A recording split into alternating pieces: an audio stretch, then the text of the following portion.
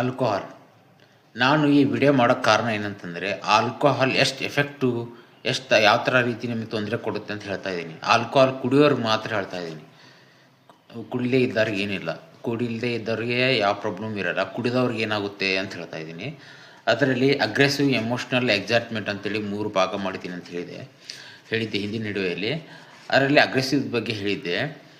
ಜಗಳ, ಸುಮ್ಮನೆ ಜಗಳ ಮಾಡೋದು, ಒಂಥರ ಬಿಹೇವಿಯರ್, ಜಗಳ ಮಾಡೋದು, ಸಿಟ್ಟು ಮಾಡೋದು, ಕೋಪಗೊಳ್ಳೋದು, ಇದೆಲ್ಲ ಇರುತ್ತೆ ಅಗ್ರೆಸಿವಲ್ಲಿ. ಎಮೋಷ್ನಲಲ್ಲಿ ಅಳೋದು, ಅಂಜಿಕೆ ಬರೋದು, ಮಾತಾಡೋದೇ ಇರೋದು, ಯಾರ ಜೊತೆನೂ ಜಾಸ್ತಿ ಸುಮ್ಮನೆ ಅವ್ನ ಪಾಡಿ ಅವನು ಇರೋದು, ಅದೊಂದು ಕಾಯಿಲೆ. ಅದನ್ನೇ ಎಕ್ಸೈಟ್ಮೆಂಟ್. ಸುಮ್ಮನೆ ನಗ್ತಾರೆ ಕುಡಿದವರು, ಸುಮ್ಮನೆ ನಗ್ತಾರೆ. ಏನೋ ದೊಡ್ಡ ಸಾಧನೆ ಮಾಡಿದ್ದೀನಿ ಅಂತ ಅನ್ನೋರ ಥರ ಕ್ಯಾರೆಕ್ಟರ್ ಇರುತ್ತೆ ಕುಡಿದವರಲ್ಲಿ. ಅದು ಯಾವ ಥರ ಎಫೆಕ್ಟ್ ಕೊಡುತ್ತೆ ಅಂತಂದರೆ, ಅವನ ಮೆದುಳಿಗೆ ಭಾಳ ಎಫೆಕ್ಟ್ ಕೊಡುತ್ತೆ. ಮೆದುಳು ಸೂಕ್ಷ್ಮ ವಿಷಯಗಳನ್ನು ಮೆದುಳು ಹೊಂದಿರುತ್ತದೆ. ಅದಾದಮೇಲೆ ಬಾಡೀಸ್ ಹೆಲ್ತ್ ಬಗ್ಗೆ ಹೇಳಬೇಕಂದ್ರೆ, ಲಿವರ್ ಡ್ಯಾಮೇಜ್ ಆಗುತ್ತಾ ಹೋಗುತ್ತದೆ. ಲಿವರು ನಾವು ಕುಡ್ದಂಗೆಲ್ಲ ಆಲ್ಕೋಹಾಲ್ ಶೇಖರಣೆ ಮಾಡೋದು ಲಿವರು.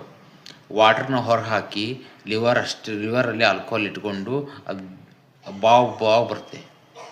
ಬಾವು ಬಂದು ಒಂದು ಮಟ್ಟಿಗೆ ಬಂದು ಅದು ಕಡಿಮೆ ಹೋಗ್ತಾ ಚಿಕ್ಕದಾಗ್ತಾ ಬರುತ್ತೆ. ಚಿಕ್ಕದಾಗಿ ಬಂದು ಮುರೋಡು ಗಂಟಾಗಿ ಕುಂತ್ಬಿಡುತ್ತೆ. ಆವಾಗ ಸರ್ಜರಿ ಮಾಡಿಸ್ಬೇಕಾಗುತ್ತೆ.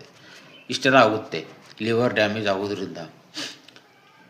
ನಮ್ಮ ಲಿವರು ಯಾವ ಥರ ವರ್ಕ್ ಮಾಡ್ತಾ ಇದೆ, ನಮ್ಮ ಲಿವರ್ ಪರಿಸ್ಥಿತಿ ಏನು ಅಂತ ತಿಳ್ಕೊಬೇಕಾದ್ರೆ ರೀಸಸ್ಗೆ ಹೋಗ್ತಿರಲ್ಲ, ಅವಾಗ ಹೋಗುವಾಗ ಯೆಲ್ಲೋ ಕಲರು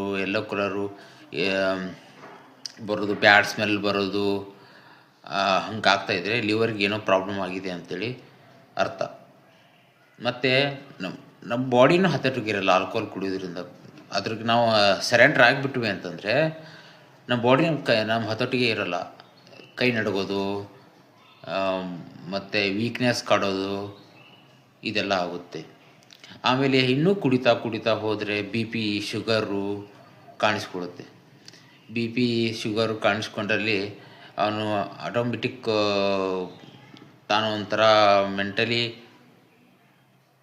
ನಾನು ಸಮಾಜದಲ್ಲಿ ಬಾಳೋಕ್ಕಾಗಲ್ಲ ಅನ್ನೋ ಪರಿಸ್ಥಿತಿಗೆ ಬಂದುಬಿಡ್ತಾನೆ. ಇದೆಲ್ಲ ಕಂಡು ಬಂದಮೇಲೆ ಲಾಸ್ಟ್ ಬರೋದು ಭ್ರಮೆ, ಹ್ಯಾಲುಜಿನೇಷನ್ ಅಂತ ಕರೀತಾರೆ ಅದಕ್ಕೆ.